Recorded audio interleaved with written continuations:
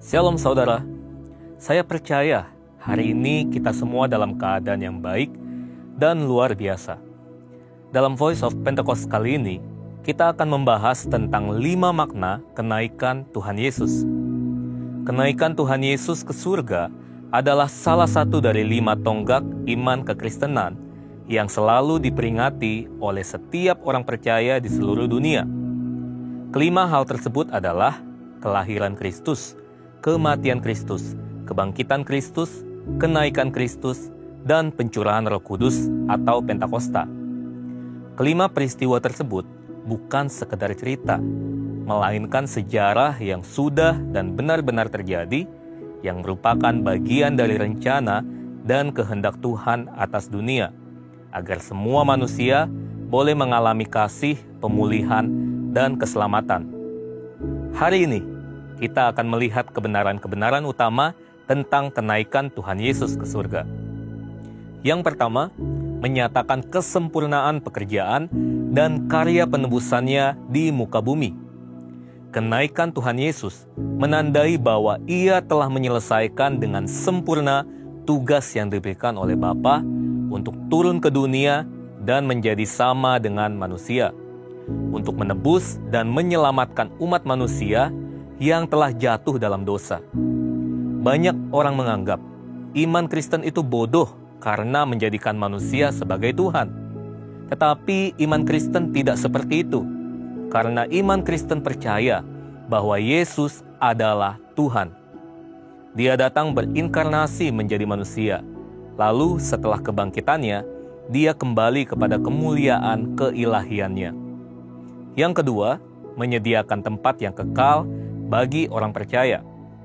Yohanes 14 ayat 2 mengatakan, kenaikan Tuhan Yesus ke surga adalah bukti bahwa surga itu nyata, dan bukan hanya sekedar fiktif belaka. Tuhan sudah menyediakan tempat bagi kita di surga, tetapi perlu dicatat bahwa tidak semua orang di dunia ini bisa masuk surga. Hanya mereka yang sungguh-sungguh percaya, hidup kudus, dan menaati firman-Nya yang akan masuk surga. Yang ketiga, menjadi imam besar agung dan pengantara bagi perjanjian yang baru. Di dalam Ibrani 4 ayat 14-16, Ibrani 7 ayat 25, dan Ibrani 9 ayat 15 menunjukkan betapa sempurnanya kasih, pengorbanan, dan anugerah Tuhan atas hidup kita sebagai orang percaya. Alkitab menyatakan bahwa di surga kita memiliki imam besar agung yang senantiasa mendengar doa dan permohonan kita, karena Dia selalu menjadi pengantara bagi pengampunan dosa ketika kita datang menghadap tahta kasih karunia-Nya. Yang keempat, menyatakan cara kedatangannya yang kedua kali. Janji tentang kedatangan Kristus yang kedua kali diteguhkan kembali, bahkan dinyatakan dengan cara seperti apa Yesus akan datang kembali, yaitu turun dari langit seperti Ia naik, dan disaksikan oleh semua orang, terutama murid-muridnya. Hari-hari ini, kita sedang menantikan janji itu digenapi oleh Tuhan. Kedatangan Tuhan Yesus sudah semakin dekat. Pertanyaannya adalah, sudahkah kita menjadi murid yang siap menyambut kedatangan Tuhan Yesus yang kedua kali? Alkitab berkata bahwa tidak ada yang tahu akan hari kedatangan Tuhan.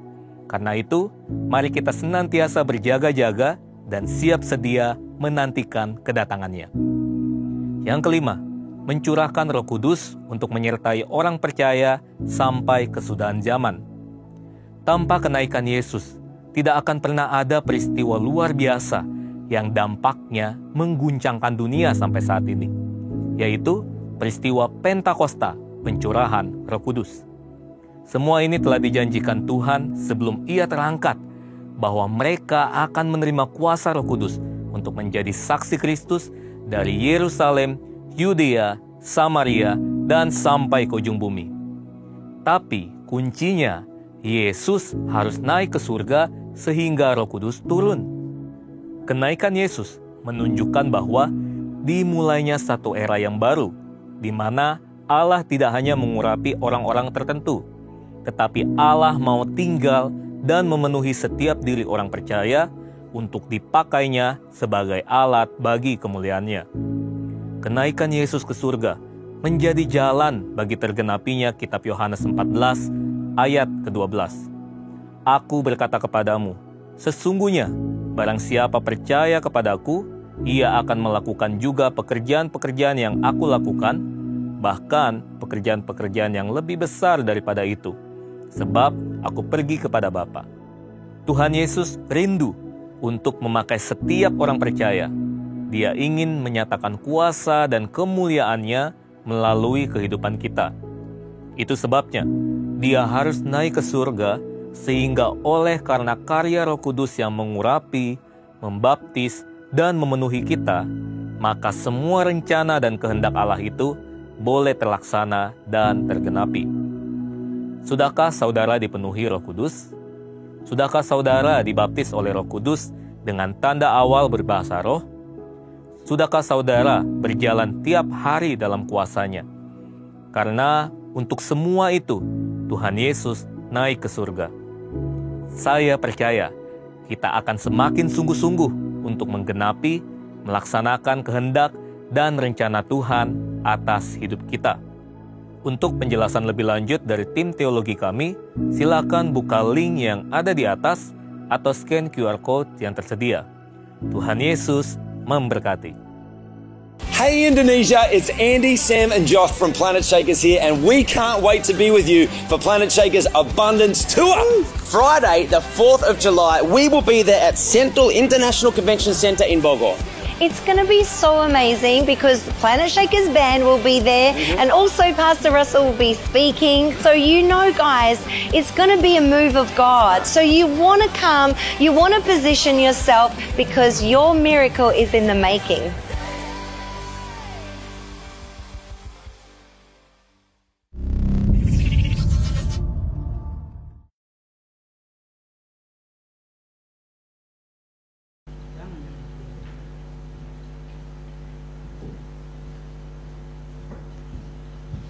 Shalom semuanya. Shalom. Selamat pagi. Saya mengundang kita semua untuk bangkit berdiri bersama-sama. Mari berikan tepuk tangan terbaik untuk Tuhan kita yang luar biasa. Mari kita salam kanan dan kiri, katakan Shalom. Engkau sungguh luar biasa pagi hari ini. Yes, haleluya. Saya percaya ada sukacita yang baru, damai sejahtera yang baru yang melingkupi bagi setiap kita. Amin. Sebelum kita memulai dalam ibadah kita, mari kita satukan hati di dalam doa. Engkau sungguh baik Tuhan, Engkau sangat baik. Haleluya.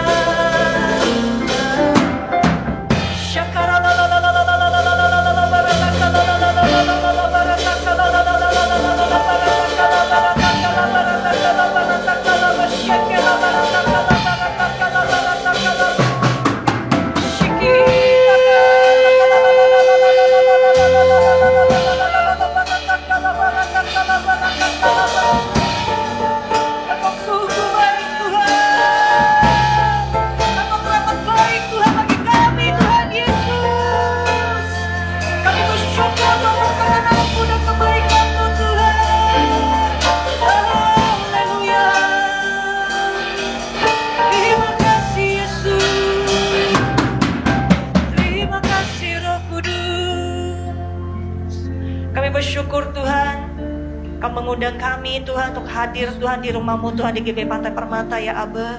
Kami bersyukur kebaikan-Mu, kemurahan-Mu Tuhan tidak habis-habisnya yang Kau berikan Tuhan bagi kami ya Bapa. Bila setiap kami yang hadir Tuhan pada pagi hari ini Tuhan, tujuan kami mau menyenangkan hati-Mu ya Bapa. Biar lewat pujian penyembahan kami Tuhan, itu menjadi ukupan yang harum Tuhan yang kami persembahkan kepada Engkau ya Aba. Amin. Kami percaya Tuhan, setiap kami yang hadir Tuhan, bukan rutinitas Tuhan yang kami lakukan ya Bapa, tapi di mana Tuhan kami mengasihi Engkau Tuhan. Kami rindu Tuhan di dalam hadirat-Mu Tuhan. Penuhi kami Tuhan dengan kasih-Mu Tuhan. Amen. Dengan kasih mula-mula-Mu Tuhan Kau berikan bagi kami ya Tuhan. Setiap kami Tuhan yang memiliki sakit penyakit, kami percaya oleh biodara Yesus Tuhan akan sembuhkan. Amin. Bahkan yang berbeban berat Tuhan akan lepaskan bagi setiap kami. Tuhan akan menghibur, menguatkan setiap kami. Karena kami tahu Tuhan, Kalau kami berharap kepada Tuhan Yesus, tidak ada Tuhan yang sia-sia Tuhan di hadapan-Mu Tuhan. Berikan kami kesetiaan Tuhan. Berikan Tuhan iman yang teguh Tuhan. Bersama-sama dengan Engkau Tuhan. Sampai Engkau datang Tuhan kali kedua ya Bapa. Terima kasih Tuhan.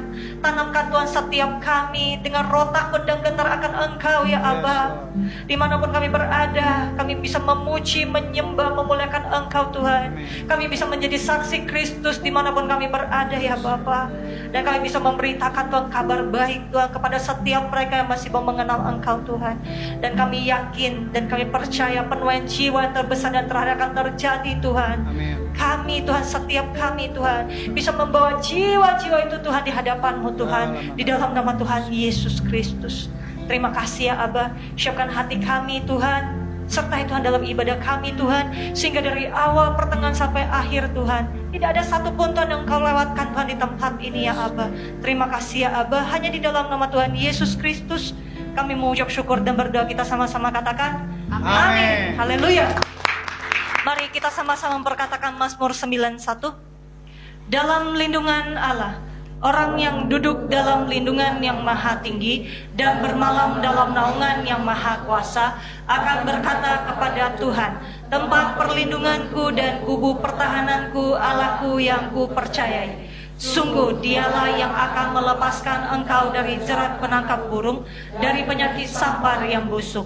Dengan kepaknya ia akan menudungi engkau, di bawah sayapnya engkau akan berlindung.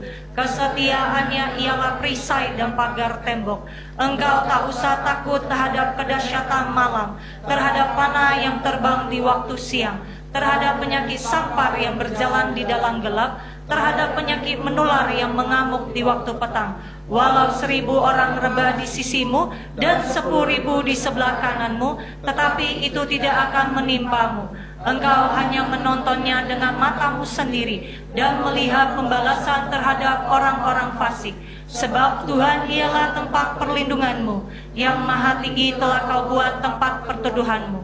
Malapetaka tidak akan menimpa kamu, dan tulah tidak akan mendekat kepada kemahmu. Sebab malaikat-malaikatnya akan diperintahkannya kepadamu untuk menjaga engkau di segala jalanmu.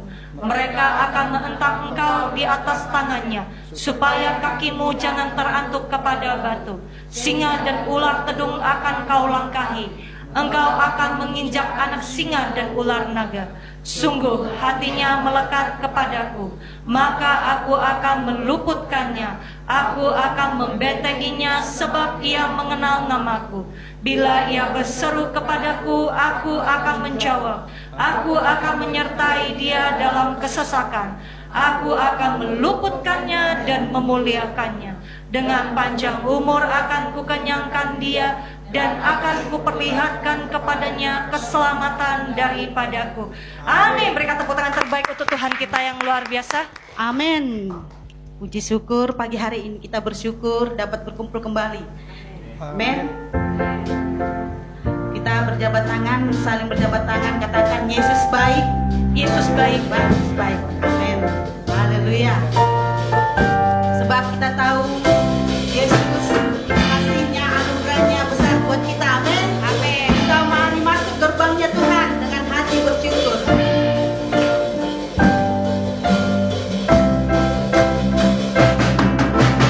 Masuk gerbangnya dengan hati bersyukur, halamannya dengan pujian, penuhi baitnya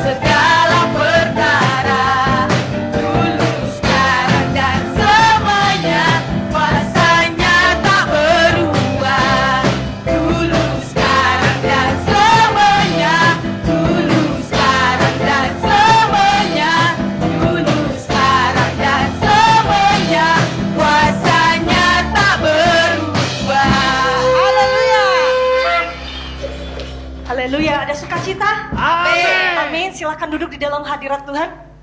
Mari kita memberikan yang terbaik untuk pekerjaan Tuhan di tempat ini. Sebelum kita memberi, kita mau satukan hati di dalam doa. Terima kasih ya Bapa, Kau memberikan kami wadah Tuhan, sehingga kami bisa memberi yang terbaik untuk pekerjaan Tuhan. Dan setiap tangan-tangannya akan kembalikan persepuluhan, persembahan khusus, persembahan ucapan syukur. Bila setiap tangan-tangan yang akan memberi, Tuhan kembalikan 100 kali lipat ke lumbung setiap anak-anak-Mu ya Abah. Dan kami mau memberi dengan sukacita yang berasal daripada Engkau. Hanya di dalam nama Tuhan Yesus Kristus kami ucap syukur dan berdoa. Kita sama-sama katakan amin. Setelah memberi semuanya, mari kita siapkan hati kita untuk menyembah Tuhan, memuliakan Tuhan. Dan kita akan mendengarkan firman Tuhan pada pagi hari ini. Yes Lord Jesus, bahwa kami masuk Tuhan dalam hadirat-Mu Tuhan. Tenggelamkan Tuhan setiap kami Tuhan pada pagi hari ini Tuhan. Yes Lord Jesus.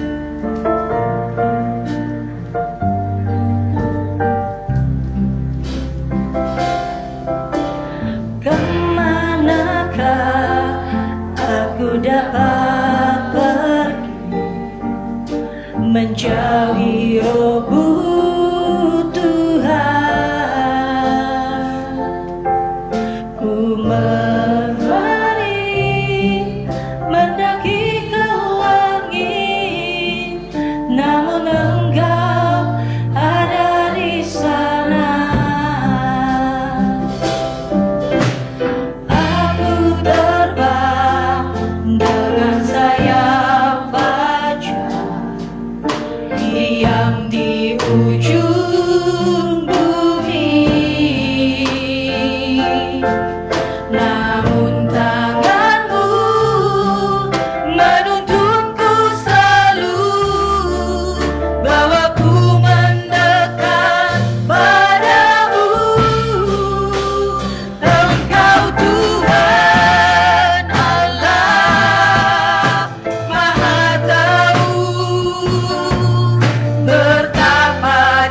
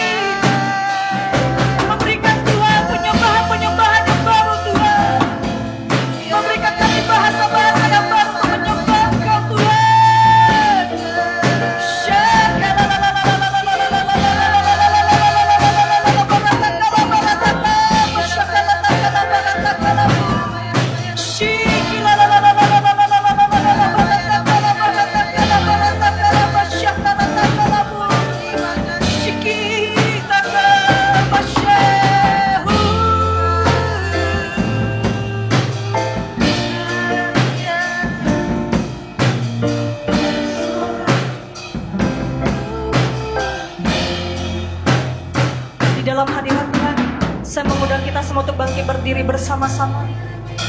Jangan melihat kanan dan ke kiri. Bila waktu yang ada ini, kita bisa berduaan dengan Tuhan. Yes Lord Jesus. Begitu berharga Tuhan waktu yang Kau berikan bagi kami Tuhan. Dan saat ini Tuhan adalah waktu yang terindah kami bisa bersama-sama dengan Engkau Tuhan. Kami mau bisa buka hati untuk Tuhan. Kami bisa bebas di tempat ini. Pada saat kami mendekatkan diri kami kepada Engkau Tuhan, tidak ada Tuhan yang sulit Tuhan bagimu Tuhan untuk menolong kami Tuhan. Tambahkan iman kami yang teguh Tuhan. Berikan kami kasih-Mu ya Tuhan. Berikan kami kesabaran Tuhan. Beri kami kekuatan yang baru Tuhan di setiap paginya Tuhan. Pada saat kami di bawah Tuhan untuk mengalami Tuhan sesuatu yang besar Tuhan, kami tahu Tuhan sedang membawa kami di dalam proses sehingga kami Tuhan bisa naik level Tuhan. Pada saat Tuhan izinkan segala sesuatu terjadi, kami percaya Tuhan tidak pernah diam. Maka Tuhan akan menolong setiap kami. Terima kasih Tuhan buat perkenanan-Mu dan kebaikan-Mu Tuhan atas hidup kami Tuhan. Yes Lord Jesus. Shikila takala la la la barata kala la la la la la barata kala barata kala baba barata kala barata kala barata kala barata kala basyakara kala barata kala barata kala bu hurata kala la la la la la la la barata kala basyakara kala la la la la la la barata kala barata kala barata kala barata kala basyakara shikila la la la la la la la la la kala la la la la barata kala basyakara kala barata kala basyakara. Ya Tuhan,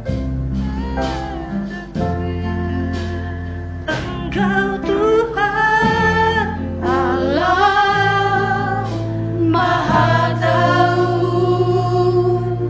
betapa dahsyatnya kuasa-Mu, hadirat-Mu kini penuhiku,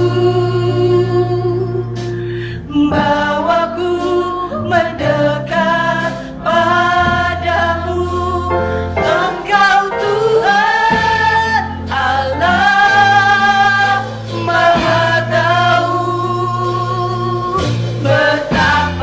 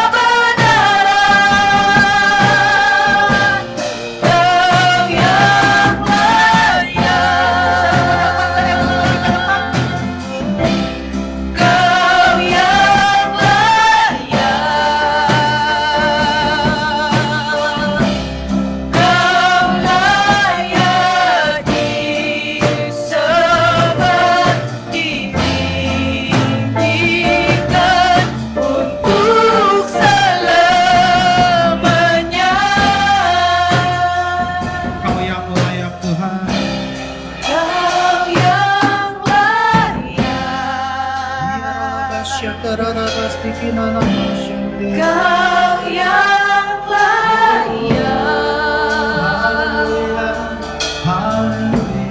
Kau layak disembah di dalam roh dan kebenaran.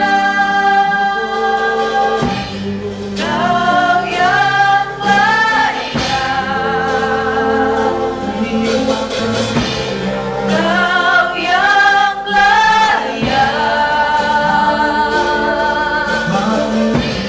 Kau layak disembah, ditinggikan untuk selamanya. Kau yang layak, Kau yang layak,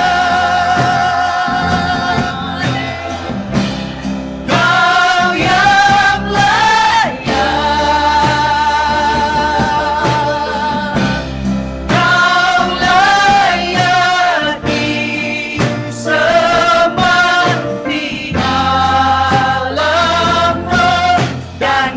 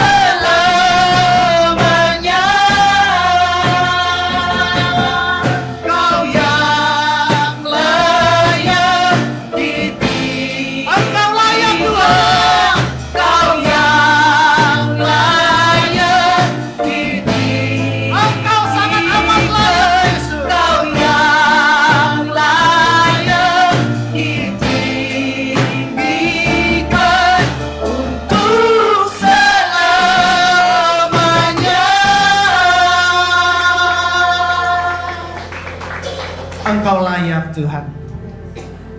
Kaulah Tuhan kami, Kaulah Raja kami, Kaulah Bapa kami. Kami berterima kasih punya Tuhan yang ajaib, Tuhan yang besar, Tuhan yang mulia, Tuhan yang hidup. Terima kasih Bapa untuk segala kebaikan-Mu, sehingga pada pagi ini kami memenuhi undangan-Mu untuk hadir di rumah-Mu. Kami percaya undangan-Mu berharga, karena undangan-Mu akan memberkati kami. Kiranya urapi hamba, urapi kami semua ya Roh Kudus, sehingga tidak ada yang pulang dengan tangan kosong, tapi semuanya pulang bawa berkat sorga di dalam nama Tuhan Yesus. Berikan kami kefokusan, berikan kami pengertian, sehingga kami semua diperbaharui melalui firman-Mu. Dan kami percaya ketika kami sudah diperbaharui, kami akan terus bertumbuh, dewasa, rohani, dan bahkan lebih lagi akan menghasilkan buah untuk jadi berkat buat banyak orang. Di dalam nama Tuhan Yesus, berbicaralah Bapa. Kami siap berdiam dalam hadirat-Mu untuk benarkan isi hati. Segala hormat, pujian, kuasa, kemuliaan, kemasyuran hanya bagi-Mu Tuhan. Dalam nama Tuhan Yesus Kristus, kami ucap syukur dan berdoa. Yang siap mendengarkan firman Tuhan sama-sama katakan amin. Silakan dulu Bapak Ibu Saudara-saudara sekalian terkasih dalam Kristus Yesus. Shalom. Puji Tuhan. Puji Tuhan. Bilang kiri kanan, Tuhan Yesus baik. Hari ini kita akan dapat satu pewahyuan, dan saya juga tadi kaget, sedikit terkejut melihat VOP yang sudah mulai membuka pewahyuan tentang pribadi kebenaran. Jarang sekali VOP menyatakan pribadi kebenaran.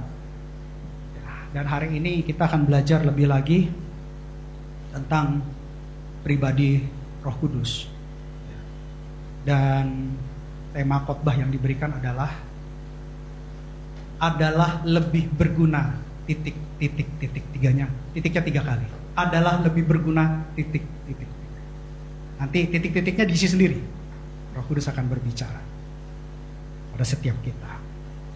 Sebelum saya memulai masuk dalam pewahyuan hari ini yang akan memberkati kita, sehingga hidup kita tidak sama lagi, hidup kita akan diperbarui, akan diubahkan.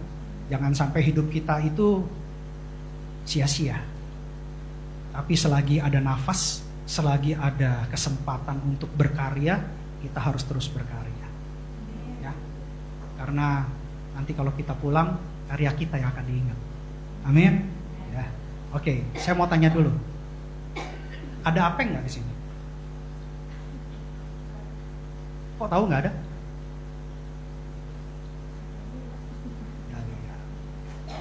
Saya mau tanya lagi. Ada Apeng nggak di sini? Yang bilang ada Apeng angkat tangan. Yang nggak tahu Apeng angkat tangan. Yang kenal Apeng angkat tangan. Saya tanya lagi sekarang. Ada Agus Mail nggak di sini? Kok bisa tahu? Nggak ada atau nggak kenal? Hah? Kok bisa bilang nggak ada? Karena nggak kenal. Kok bisa tahu apa yang nggak ada? Karena ada yang tahu, ada yang nggak tahu. Ada yang kenal, ada yang nggak kenal. Kenapa ilustrasi ini saya sampaikan? Karena banyak orang kenal Yesus tapi tidak tahu keberadaan Yesus. Karena saya mau tanya, ada Yesus nggak di sini? Tahu dari mana? Nah, Yesus kelihatan nggak? Oh, tahu dari mana sekarang ada apa nggak ada? Hah? Oh jangan, apa yang jelas dong? Apa? Karena percaya. Ada yang bilang karena percaya. Ada lagi yang bilang apa? Karena iman ya berarti ya. Apalagi yang ada yang lain nggak? Kenapa bisa tahu Yesus ada di sini atau nggak di sini? Hadirat. Oh berarti, ini bagus nih ya. Kalau iman percaya, ini saya jadi berenung nih. Kalau iman percaya, yes. Saya katakan yes dan amin. Hadiratnya yes dan amin. Tapi menarik hadirat. Jadi kalau orang yang nggak ada dalam hadirat, berarti nggak ada Yesus dong.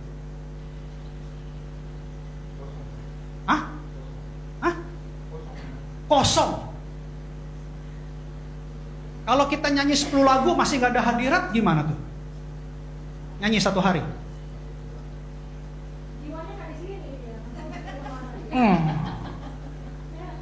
Kondisi fisik di gereja, tapi jiwanya mikirin kucing di rumah dan kasih makan belum? Gitu ya. Karena saya punya kucing juga kan, tapi sudah pulang ke rumah Bapak di sorga. Sudah saya doakan dia. Ikan cupang saya kemarin gitu juga ya, gara-gara kasus Dewi project kewirausahaan, habis didoakan anaknya 200 lebih gitu ya. Ikan aja saya doakan tuh sebelum menikah biar kudus. Makanya anaknya banyak. Berenak cuculah dan kuasailah bumi gitu. Ini kuasailah akuarium gitu. Haleluya.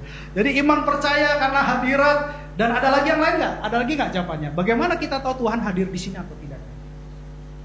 Bagaimana kita tahu bahwa Tuhan ada di sisi kita? Pada saat kita masak, dia ada di situ. Pada saat kita melayani pelanggan, dia ada di situ. Pada saat kita kerja pasang listrik, dia ada di situ. Pada saat kita bersama istri kita, dia ada di situ. Pada saat kita di gereja, dia ada di situ. Pada saat kita menangis, dia ada di situ. Bahkan pada saat kita jatuh, dia ada di situ. Pada saat kita ajib, dia juga ada di situ. Gimana taunya? Karena orang yang mengenal dia akan tahu keberadaan orang itu. Makanya hari ini kita akan belajar sesuatu yang luar biasa. Dan saya waktu dikasih pewahyuan ini 2 hari berturut-turut saya menangis. Karena saya baru tahu gitu loh. Saya juga baru tahu. Karena kita untuk mengenal dia tidak bisa dengan logika. Kenapa? Logika itu sebatas pemikiran kerangka manusia. Bagaimana kita mengenal yang ilahi kalau kita membatasi pikiran kita dengan logika yang tidak ilahi? Pikiran kita terbatas. Kita mau mengenal yang tidak terbatas. Kalau kita nggak buka hati kita untuk mengerti yang ilahi, saya percaya kita nggak akan pernah mengenal dia. Kita akan mengenal Tuhan itu sebatas logika kita. Artinya apa? Dia selevel manusia, sebatas pemikiran manusia. Sehingga keilahiannya akan hilang, sehingga kita hanya berpikir dia adalah sebatas dengan pikiran manusia, logika manusia. Hari ini, dalam nama Tuhan Yesus, Roh Kudus akan menjadikan logika kita yang ilahi.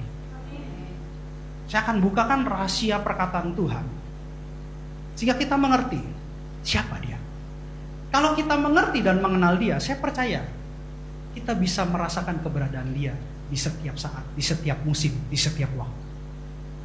Itu yang terpenting.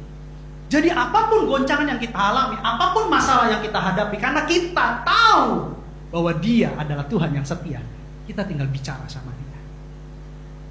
Pak, kayak orang gila dong. Itu menurut logika manusia. Tapi kalau logika yang ilahi, karena Tuhan kita tidak terlihat, tapi berkatnya dirasakan, kita bisa berbicara sama dia. Bukankah dia Tuhan yang tidak terbatas pada tempat dan waktu? Kalau gitu dia bukan Tuhan loh. Kalau misalkan kita hanya mencari satu titik untuk bertemu dengan dia. Makanya kita harus mengenal dia. Tapi masalahnya untuk mengenal dia butuh pewahyuan. Butuh keterbukaan hati untuk menerima pribadi yang akan datang pada kita untuk memperkenalkan dirinya. Kita tidak bisa mengenal pribadi Tuhan kalau Tuhan sendiri tidak memilih kita. Jadi yang di sini adalah yang terpilih, katakan amin. Gak bisa. Tuhan itu pribadinya itu luar biasa. Bagian kita buka hati, menerima kehadiran dia dalam hidup kita untuk memperkenalkan dia. Kalau dia nggak memperkenalkan dirinya, kita nggak akan pernah tahu tentang dia. Gitu loh. Itu otoritas dia untuk memperkenalkan dirinya. Kenapa kita bisa mengenal pribadi yang ilahi? Karena kita terpilih. Dan kalau kita sudah dipilih, jangan sampai kita melarikan diri. Kenapa? Nanti kasus Yunus, tragedi Yunus terjadi lagi. Kalau Yunus di perut ikan paus, ikan besar dalam Alkitab. Tapi kalau dalam bahasa asli Yunaninya boleh dilihat, itu adalah ikan paus. Nah kalau kita di Batam, ikan apa? Kerapu. Perutnya kecil, bahaya. Makin apa? Makin stres. Kalau ikan paus perutnya makin besar, masih besar. Namanya ikan paus kan ikan makhluk laut terbesar itu kan ikan paus. Gitu. Masih ada ruang. Walaupun dalam kegelapan, dalam kesesakan. Kenapa? Ngelihat sinar itu ketika dia nyemburkan air baru kelihatan tuh sinar. Itu Yunus loh. Mau makan, nggak bisa makan. Kakinya kena air. Saya tanya sekarang, siapa di sini ibu-ibu yang masih suka cuci pakaian atau kasih jangan-jangan masih cucinya pakai mesin cuci? Ada nggak di sini ibu-ibu yang masih cucinya pakai manual? Ada. Sekarang kalau nyuci baju pakai manual berapa jam biasanya? Estimasi lah, biasa berapa? 1 jam 2 jam ya, 1 jam 2 jam. Kalau nyuci pakaian 1 jam 2 jam, apa yang terjadi dengan tangannya? Cantengan. Tahu cantengan nggak? You know cantengan? You know? Cantengan. Itu tangannya bergelombang-gelombang, kayak laut, gelombang laut. Bayangkan Yunus 3 hari 3 malam di perut ikan paus. Kakinya semua cantengan. Bisa kebayang nggak? Bau lagi airnya. Itu kan perut ikan paus, bau lagi. Ya kan? Sudah bau, gelap, nggak tahu yang lewat apa. Kemungkinan nggak ada ular laut lewat? Ada, dia masih jerit-jerit dalam gelap. Apa nih kan gitu, ya kan?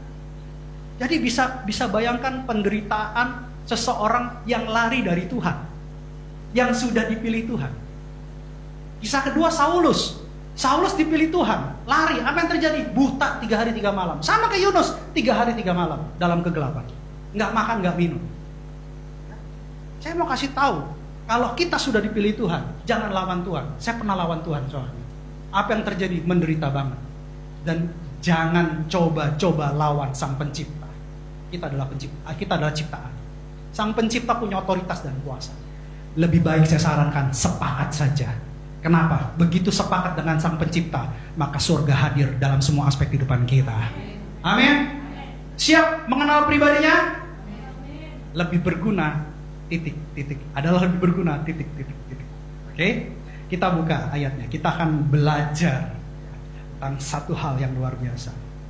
Yohanes 16 ayat 7. Yohanes pasal 16 ayat 7. Yang sudah dapat katakan amin. Demikianlah firman Tuhan. Yohanes 16 ayat 7. Namun benar yang kukatakan ini kepadamu adalah lebih berguna bagi kamu jika aku pergi. Sebab jikalau aku tidak pergi, penghibur itu tidak akan datang kepadamu. Tetapi jikalau aku pergi, aku akan mengutus dia kepadamu.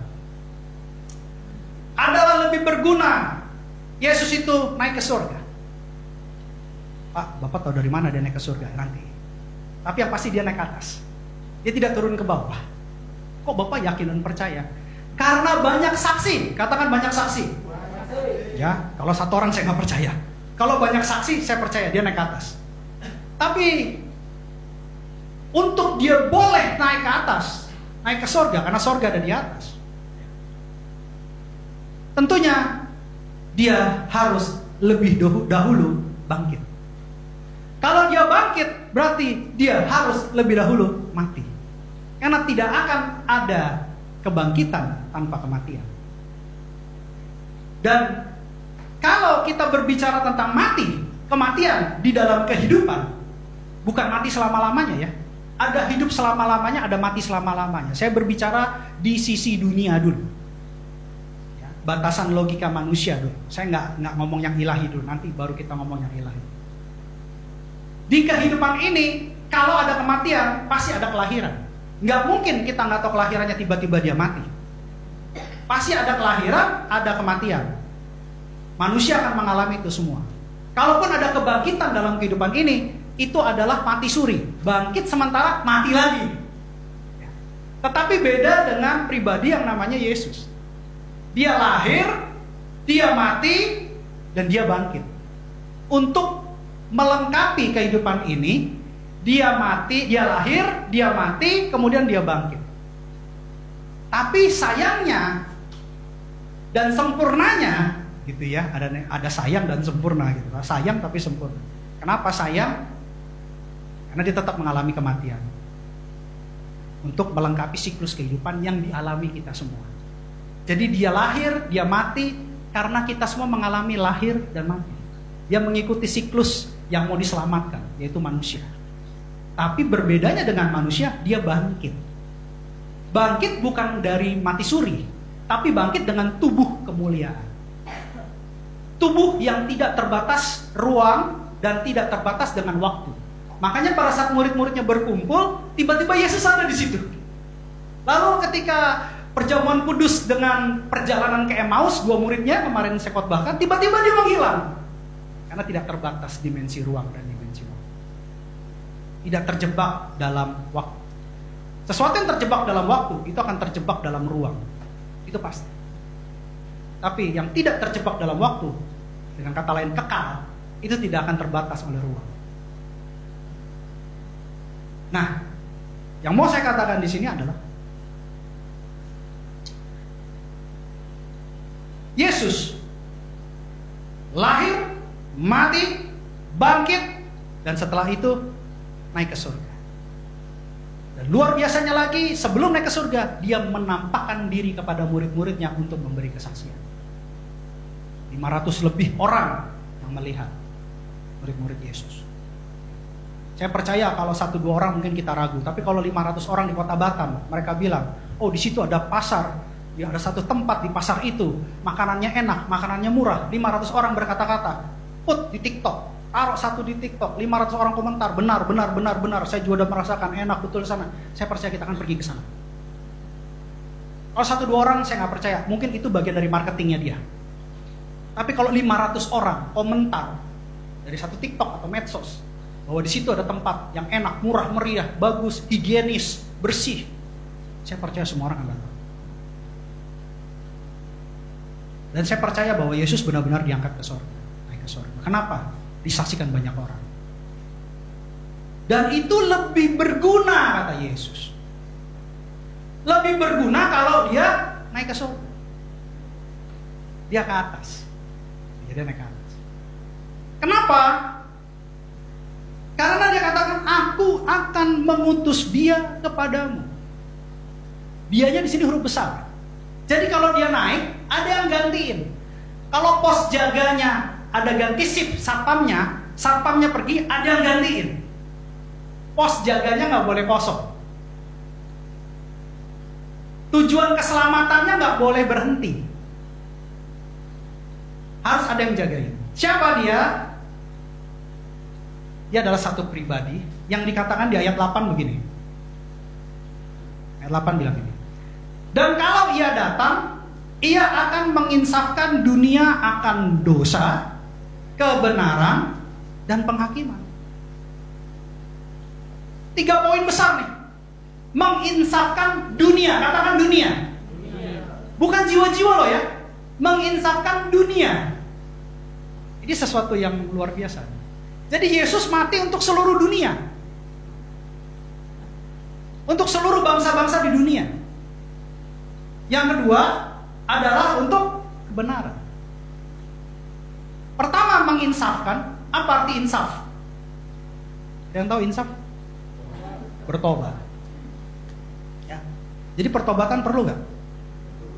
Sangat perlu. Orang yang ikut Yesus dia akan berubah. Kalau ikut Yesus tidak pernah berubah, dipertanyakan. Ada salah di mana dia? Ya. Maria Magdalena ikut Yesus berubah. Saulus ikut Yesus berubah. Perempuan di sumur Yakub ketemu Yesus berubah. Orang yang kedapatan berzina yang dilemparin batu ketemu Yesus berubah. Kalau ada yang ketemu Yesus tidak berubah, saya malah bertanya-tanya, itu beneran nggak ketemu Yesus? Yang pertama. Yang kedua, kebenaran. Kebenaran apa? Kebenaran yang akan kita bahas kemudian di ayat berikutnya. Yang ketiga adalah penghakiman.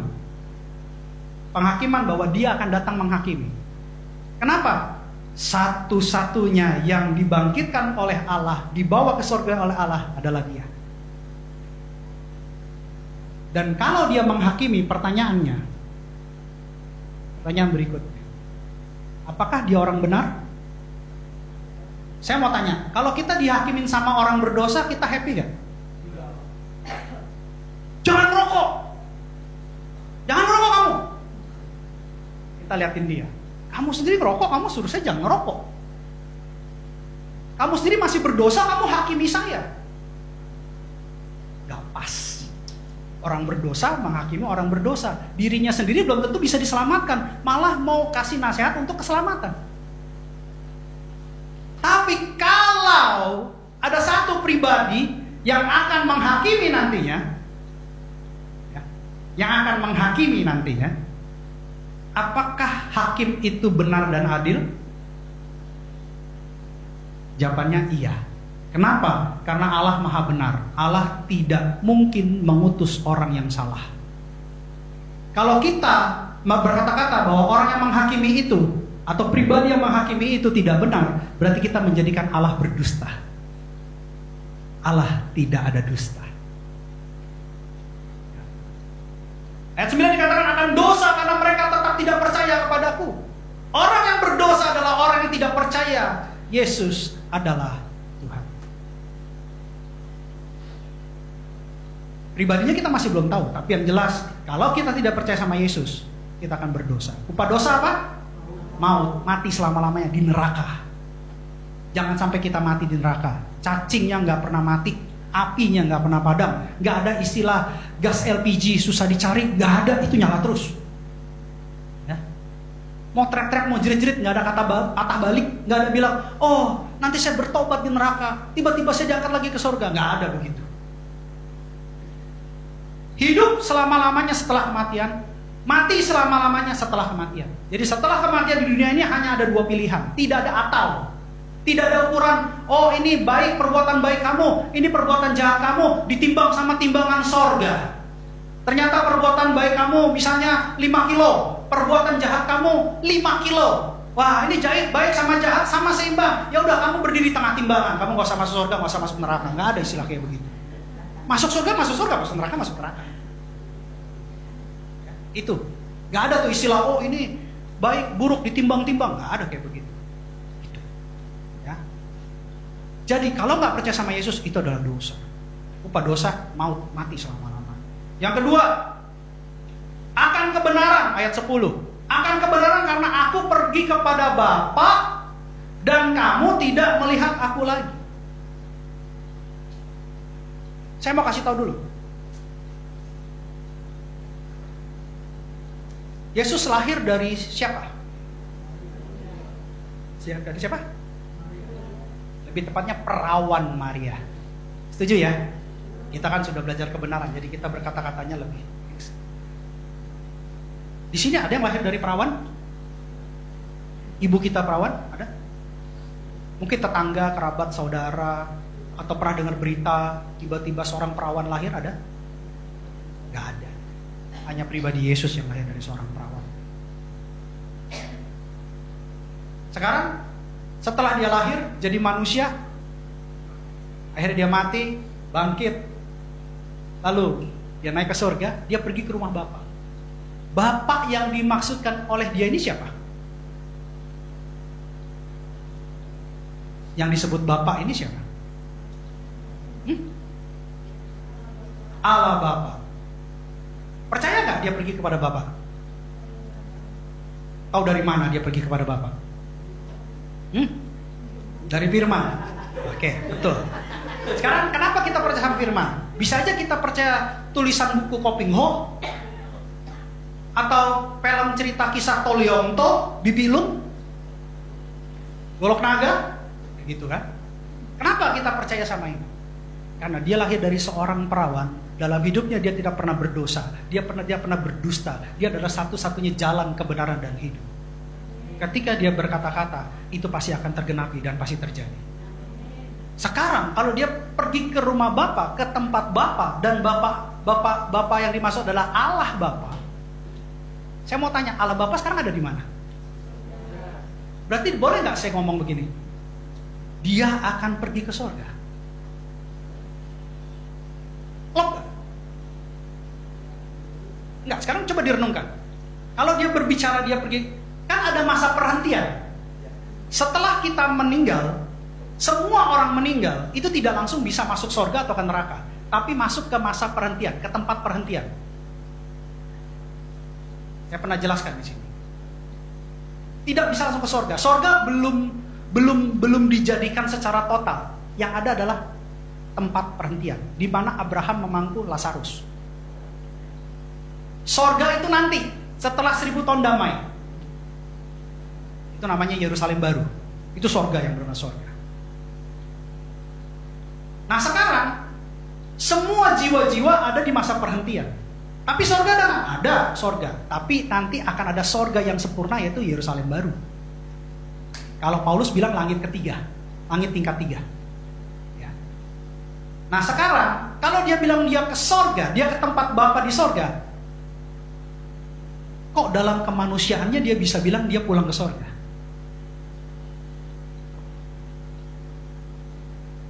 Ini menarik untuk digali. Berani gak kita bilang, saya nanti pulang ke surga loh? Siapa yang bisa pastikan bahwa kita pasti pulang ke surga? Padahal kita gak tahu kapan kita pulang.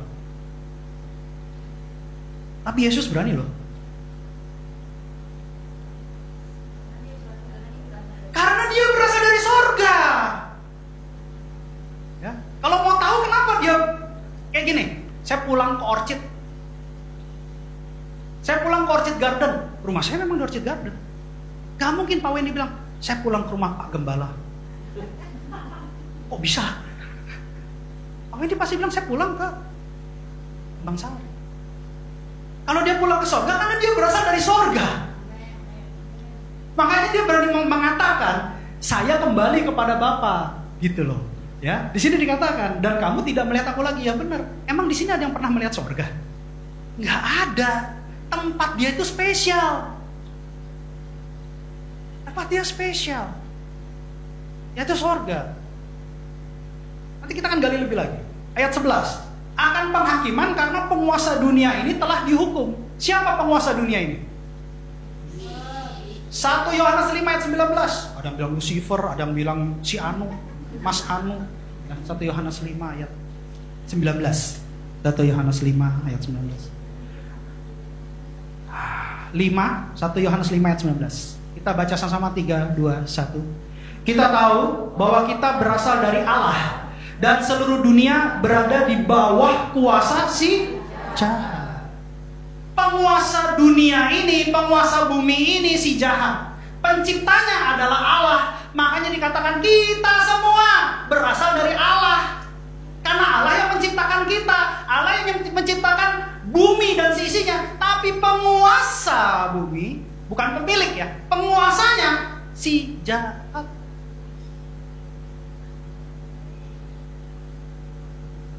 Makanya banyak orang sedih, banyak orang merasa dianiaya, banyak orang merasa nggak ada gunanya hidup. Itu semua si jahat, itu si musuh. Musuh pengen kita mati selama-lamanya. Nemenin dia, kan dia di neraka. Neraka itu maut. Maut itu artinya mati selama-lamanya. Iblis mau cari teman banyak-banyak. Mari sini, ayo ikut aku. Kau mau apa? Mau Cien? Mau Louis? Mau Hepeng? Saya bisa kasih. Kau mau apa? Happy? Ajib-ajib? Ya kan? Jarinya di sini, palanya goyang-goyang. Ini semua si jahat.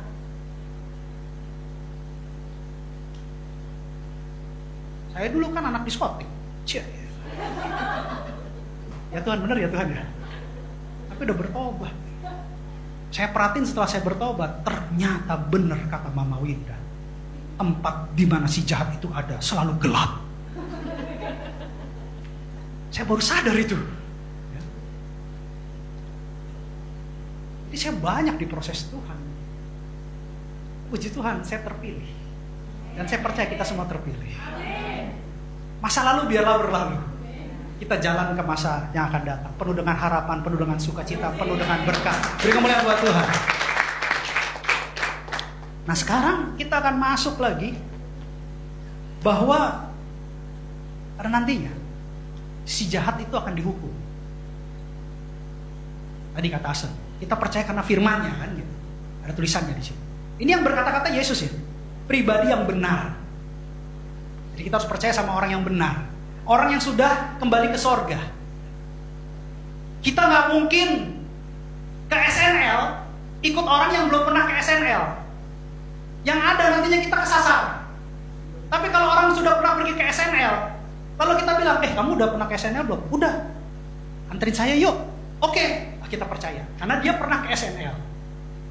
Kalau orang yang nggak pernah ada di sorga, nggak tahu jalan ke sorga, terus kita ikutin, kecemplung kita ke got.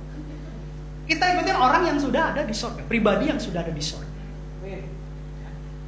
Itu harus kita mengerti dulu konsep sederhana seperti ini. Logika yang ilahi.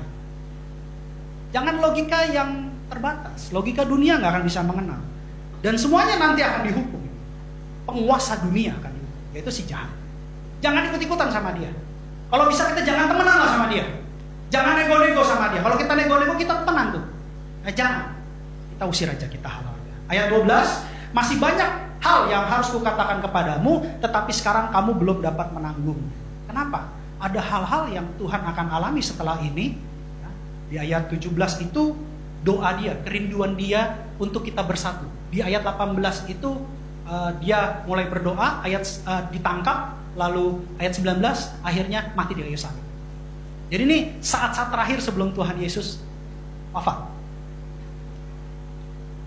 Dan masih banyak yang harus kukatakan, tapi kamu belum dapat menanggungnya. Makanya Yesus tidak katakan. Tapi yang menarik sebelum Yesus naik ke sorga, sebelum Yesus disalib, dia akan jelaskan di ayat-ayat berikut. Dan hari ini saya percaya pikiran kita akan dibuka. Gak ada istilah yang namanya meninggalkan Yesus. Makanya saya berdoa Roh Kudus saat ini juga bekerja dalam nama Tuhan Yesus. Ayat 13. Tetapi apabila ia datang, yaitu Roh kebenaran, ia akan memimpin kamu ke dalam seluruh kebenaran. Sebab ia tidak akan berkata-kata dari dirinya sendiri, tetapi segala sesuatu yang didengarnya, itulah yang akan dikatakannya. Dan ia akan memberitakan kepadamu hal-hal yang akan datang. Saya mau tanya, pribadi ini namanya siapa? Tetapi apabila ia datang, yaitu roh kebenaran. Berapa orang pasti sudah tahu. Siapa? Yang kenceng dong, Roh Kudus. Oke. Kita bisa mengenal pribadi Yesus kalau ada Roh Kudus. Kalau kita tidak dipenuhi Roh Kudus, kita akan mendapat kesulitan untuk mengenal pribadi yang ilahi. Dia bukan hanya menuntun kita kepada kebenaran, tetapi dikatakan sini seluruh kebenaran. Hari ini Roh Kudus akan bawa kita bukan pada kebenaran saja, tetapi seluruh kebenaran. Dan bahkan kalau kita dipenuhi Roh Kudus, maka Dia akan memberitakan hal-hal yang akan datang. Saya kalau mau bersaksi di sini banyak ini. Hal-hal yang belum terlihat, belum terjadi sudah dikasih tahu sama Tuhan. Nanti begini, kamu harus begini. Termasuk doa keliling ya. Di sini kan banyak saksi ya. Ketika Tuhan bicara sama saya tentang doa keliling, sekarang kita lihat seperti apa. Hal-hal yang akan datang. Banyak sekali dalam kehidupan saya dan dunia kerja saya masih bekerja untuk jadi berkat. Dan saya percaya di sini juga banyak nanti yang bekerja jadi pengusaha untuk jadi berkat. Banyak yang di-upgrade Tuhan kok. Dan di sini dikatakan bahwa kalau ada Roh Kudus, Dia akan berkata-kata, tapi bukan dari dirinya sendiri, tapi dari segala sesuatu yang didengar. Menarik di sini. Sehingga banyak ajaran yang tidak baik di sana, yang di luar sana.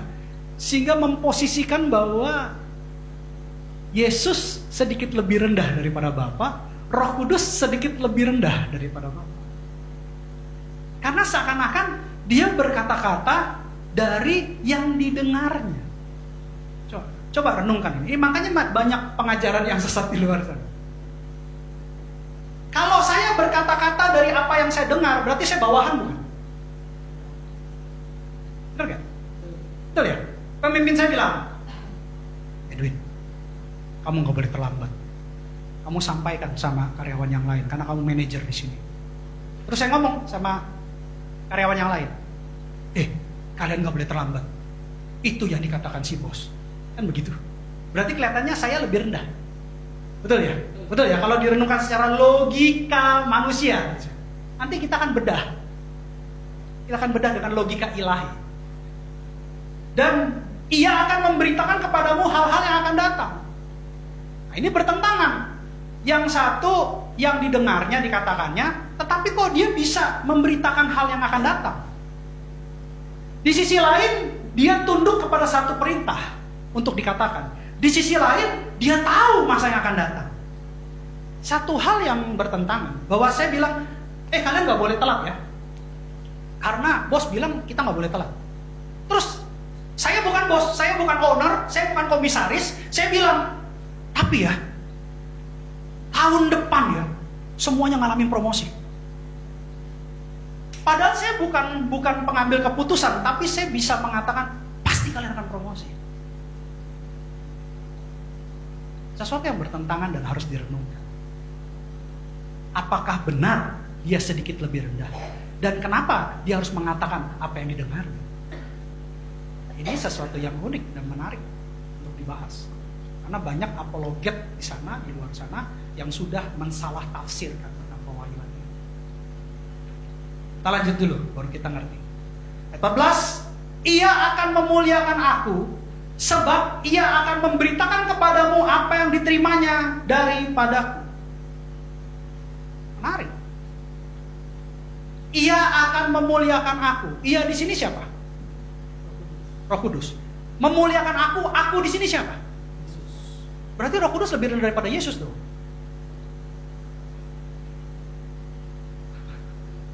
Ini kan logika manusia. Kita kalau kerja sama orang, ada bos kita sanjung-sanjung nggak bos kita? Bosnya baik. Apa kita ngutukin bos kita? Cepet mati lah bos, biar bangkrut perusahaan ini. Enggak kan? Kalau kayak begitu kita juga mati kan? Tapi kalau kita berkati, bos sehat dalam nama Tuhan Yesus, usaha bisnis saya berkembang, saya juga naik jabatan dalam nama Tuhan Yesus. Kan begitu senang bosnya dengar. Didoain terus ingat, ini orang yang doain saya. Nanti kalau ada jabatan kosong, saya naikkan dia. Gitu. Tapi ia memuliakan aku. Pengertiannya bukan dia lebih rendah, tapi ia menyatakan kemuliaannya Tuhan Yesus. Melalui apa? Tuhan Yesus berkata dalam Matius 28 ayat 18 dikatakan begini. Matius 28 ayat 18. Matius 28 ayat 18. Kita skip dulu di sini, nanti kita lanjutkan. Matius 28 ayat 18. Yesus mendekati mereka dan berkata, "Kepadaku telah diberikan segala kuasa di sorga dan di bumi."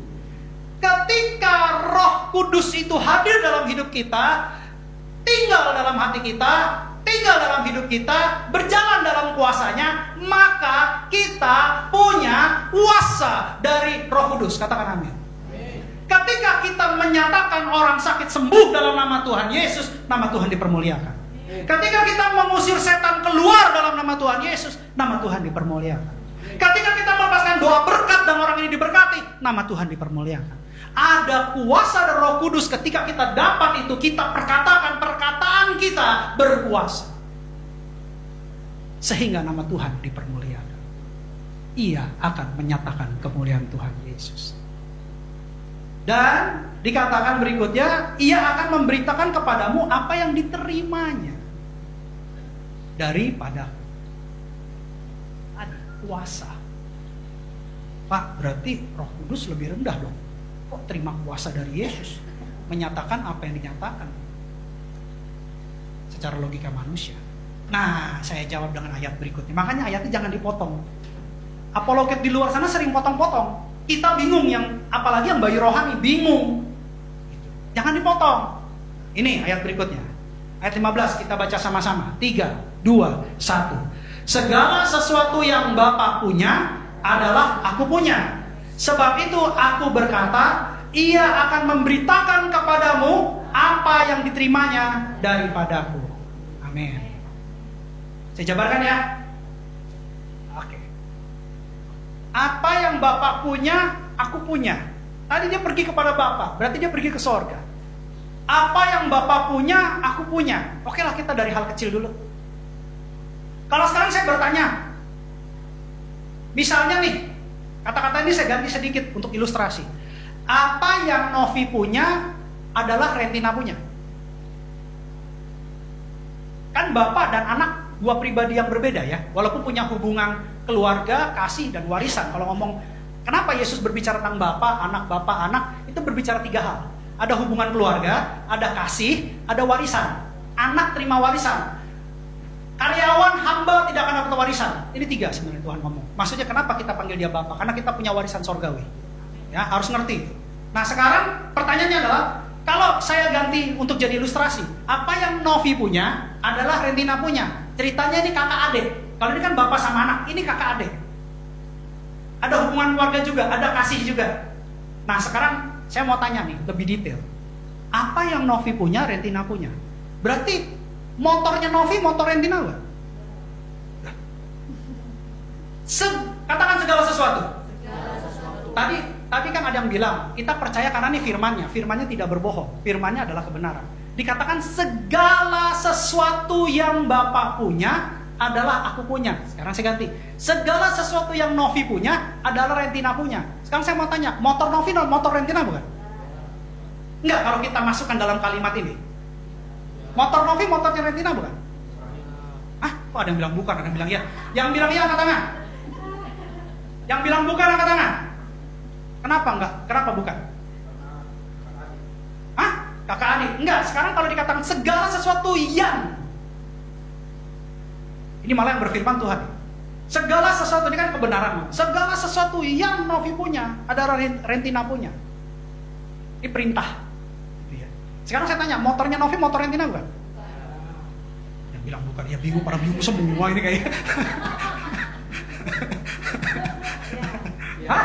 Harusnya iya kan? Harusnya iya ya. Nah, oke. Harusnya iya. Sekarang saya tanya, kalau Novi pakai motor buat kerja, ya kan?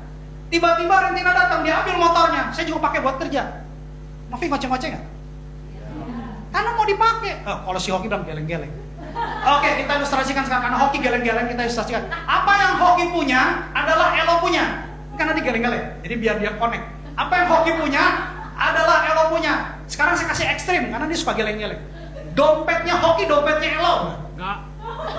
Langsung enggak, tadi geleng-geleng. Ya, artinya ketika kita katakan ini punya saya, ini punya kita bersama, tetap ada yang namanya perbedaan. Betul ya? Betul ya? Papa pegang pulpen. Si anak suruh tanda tangan cek.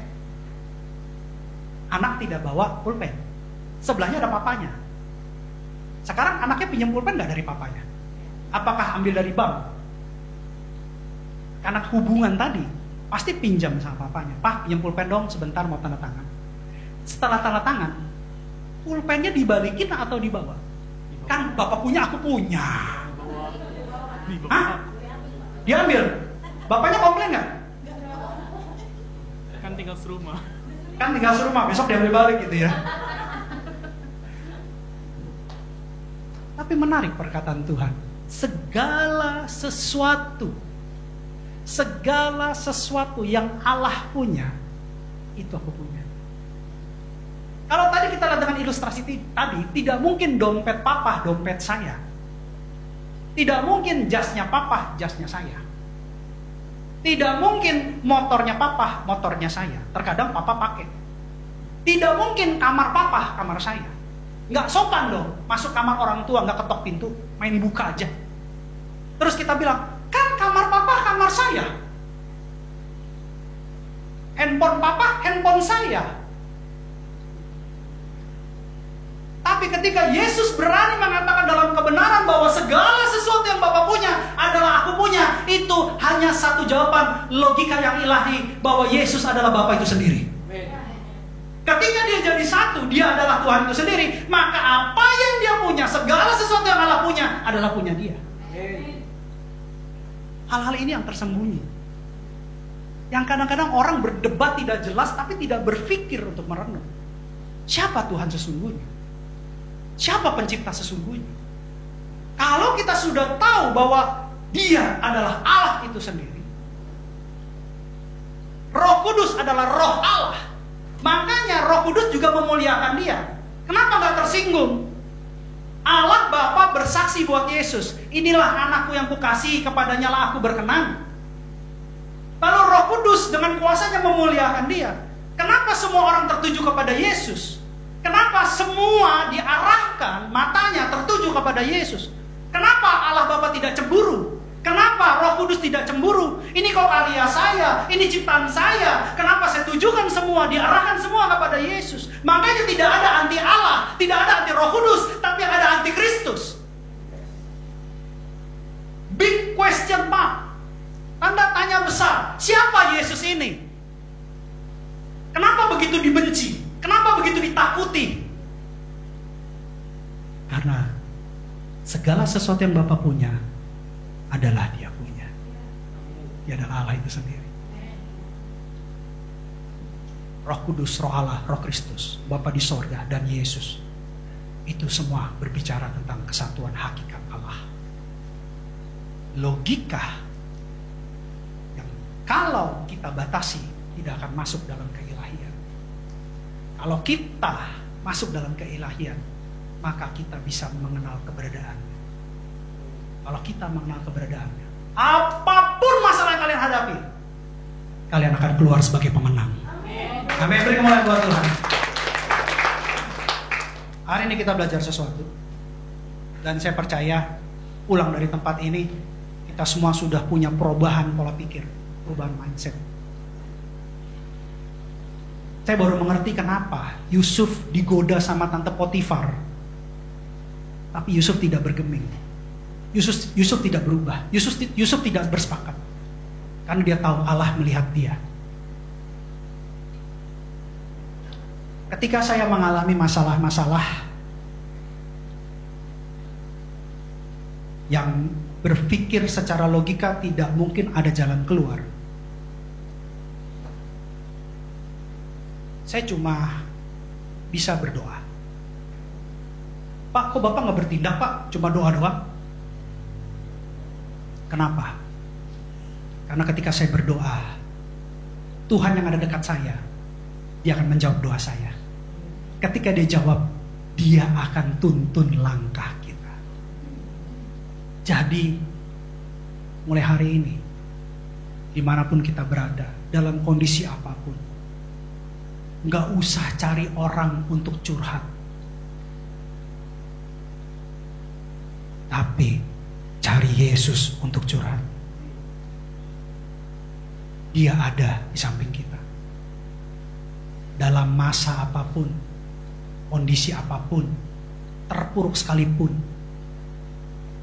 Dia nggak pernah tinggalkan kita.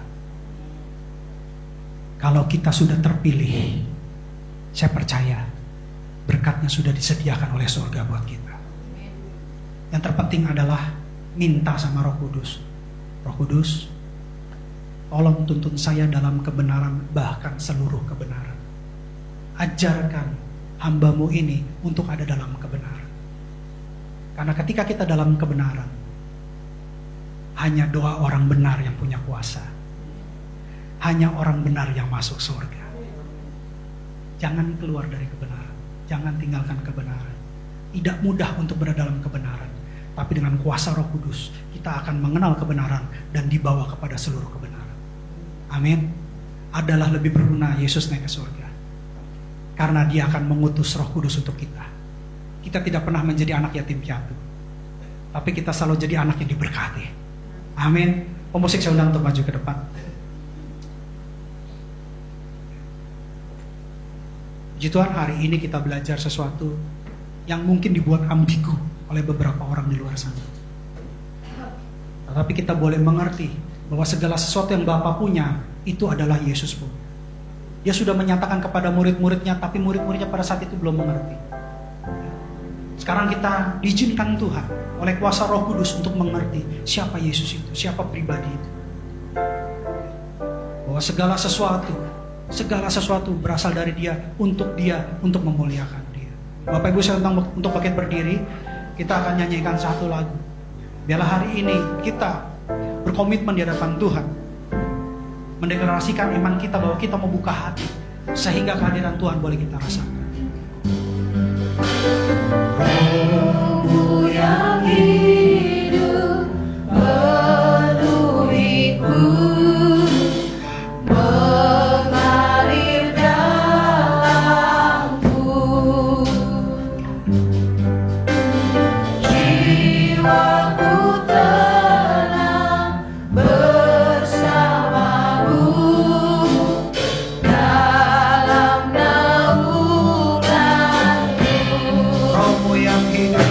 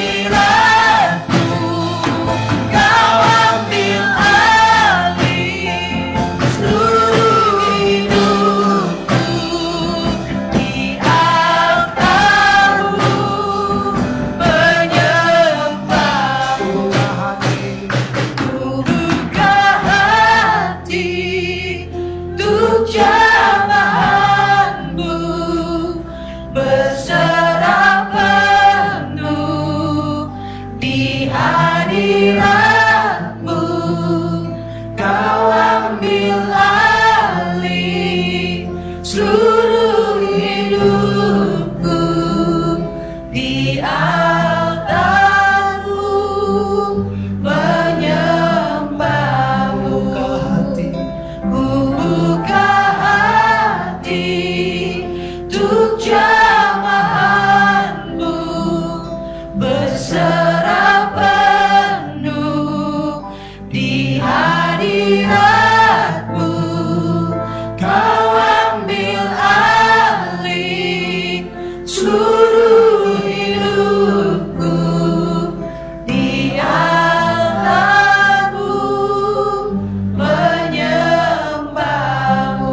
Masing-masing tundukkan kepala, jangan lihat kiri kanan, berdoa ke hadapan Tuhan. Dia ada di sini. Ini tubuh Kristus yang hidup, pemilik gereja hadir, pemilik sorga hadir. Berdoa, berdoa, buka hati, buka hati. Bila Roh Kudus tolong kami, Roh Kudus hibur kami, Roh Kudus bantu kami, Roh Kudus tuntun pimpin kami, Roh Kudus berikan solusi buat kami. Doa sama Tuhan, apa kerinduan kita, apa masalah kita, apa beban kita. Saya selalu percaya, dan Tuhan kita semua percaya bahwa Roh Kudus punya kuasa, Roh Kudus punya kuasa, Roh Kudus akan membebaskan kita, Roh Kudus akan membela kita, bahkan Roh Kudus akan memberikan kekuatan buat kita di dalam nama Tuhan Yesus. Berdoa sama Tuhan, sungguh-sungguh berdoa sama Tuhan, minta tolong, Roh Kudus penuhi kami, Roh Kudus penuhi kami, Roh Kudus urapi kami dalam nama Tuhan Yesus. Biarlah pancainlah rohani, dia kita dalam nama Tuhan.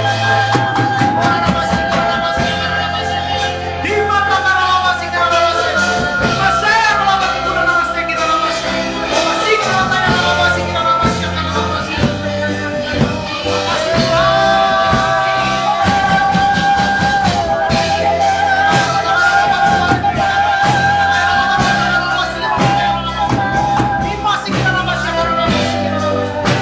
pembaharuan terjadi, kemudian kesehatan terjadi, jalan keluar terjadi, pintu-pintu terbuka terjadi. Dalam nama Tuhan Yesus, dalam nama Tuhan Yesus, dalam nama Tuhan Yesus. Yang sakit sembuh, yang bekerja berat, yang lepas, yang bebas dalam nama Tuhan Yesus. Dalam nama Tuhan Yesus, dalam nama Tuhan Yesus. Orang yang masih dalam bayar, dengarlah doa mereka Tuhan, dengarlah doa mereka, jawab doa mereka, melebihi apa yang mereka doakan, karena kuasa-Mu nyata di dalam nama Tuhan Yesus. Katakan, kami mau buka hati Tuhan. Buka hati untuk jamahanmu, berserah penuh di hadiratmu. Kau ambil alih seluruh hidupku, di altarmu menyembahmu. Buka hati Tuhan.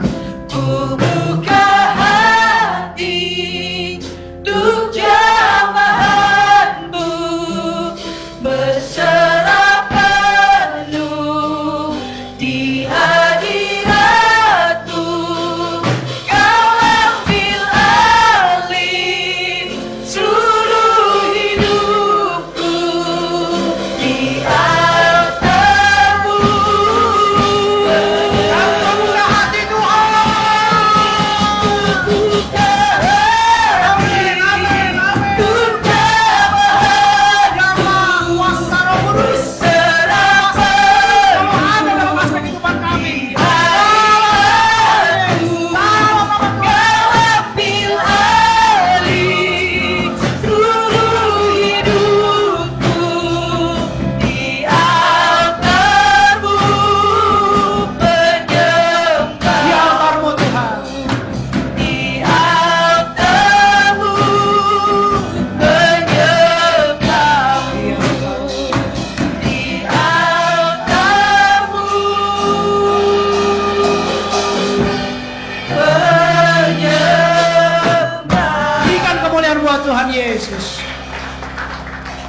Aba Bapa, terima kasih buat firman-Mu. Melalui kuasa Roh Kudus, kami boleh mengenal kebenaran. Bahkan kami akan dibawa kepada seluruh kebenaran. Karena kami percaya ketika kami di dalam kebenaran, maka firman-Mu berkata, doa orang benar, jika sungguh-sungguh didoakan, akan besar kuasanya. Dan hanya orang yang ada dalam kebenaran yang akan bisa diselamatkan, bertemu muka dengan Engkau. Firman-Mu berkata adalah lebih berguna jika Engkau pergi. Karena kami percaya ketika Engkau kembali ke sorga, Engkau akan utus Roh Kudus untuk kami. Terima kasih buat Roh Kudus-Mu Tuhan, yang memberitakan hal-hal yang akan datang, yang menyatakan apa yang dinyatakan oleh Engkau, bahkan lebih lagi memberikan kuasa buat kami. Saya percaya bahwa Allah Bapa di sorga, Tuhan Yesus dan Roh Kudus adalah satu. Itu adalah pribadi-Mu sendiri yang masih selalu hadir dalam hidup kami. Terima kasih Bapa buat pewahyuan yang Kau berikan buat kami. Mulai hari ini kami berjanji Tuhan untuk tetap setia dengan Engkau. Sekali Yesus tetap Yesus, dan Yesus adalah cukup buat kami. Terima kasih Bapa yang baik. Terima kasih Tuhan Yesus. Terima kasih Roh Kudus. Materaikan firman yang baru saja kami dengar menjadi benih firman yang hidup di ruang tanah hati kami. Ke bawah berakar kuat Tuhan, ke atas bertumbuh tinggi Tuhan. Dan lebih lagi, bukan hanya bertumbuh, tapi menghasilkan buah dalam nama Tuhan Yesus. Makasih Bapak yang baik. Pulang dari tempat ini, apapun kesulitan yang kami hadapi, apapun lembah yang kami jalani, kami tidak takut Tuhan, karena kami punya Tuhan yang selalu ada di sisi kami. Terima kasih Roh Kudus buat pewahyuan yang Kau berikan di dalam nama Tuhan Yesus. Terima kasih Tuhan. Mari kita buka kedua tangan kita dan pintu hati kita di hadapan Tuhan untuk menerima berkat yang terbaik dari Tuhan. Kekasih-kekasih Kristus, sama seperti Engkau membuka kedua tanganmu dan pintu hatimu di hadapan Tuhan, pintu sorga saat ini juga terbuka di hadapanmu. Pulanglah dan terimalah berkat kemenangan, berkat kelepasan, berkat kesehatan, berkat keberhasilan, berkat keberuntungan, berkat kemenangan, berkat pengudusan, berkat keselamatan, berkat Abraham, Ishak dan Israel, bahkan kasih karunia yang berlimpah-limpah dan shalom dari Allah Bapa kita di surga melalui Tuhan kita Yesus Kristus, dan persekutuan yang manis bersama dengan Roh Kudus mulai saat ini sampai Tuhan Yesus sendiri yang akan menjemput kita semua di awan-awan yang permai sampai Maranatha, bahkan sampai selama-lamanya. Bagi setiap kita yang percaya sudah menerima berkat Tuhan, sama-sama katakan amin. Selamat hari Minggu, Tuhan Yesus berkati. Shalom.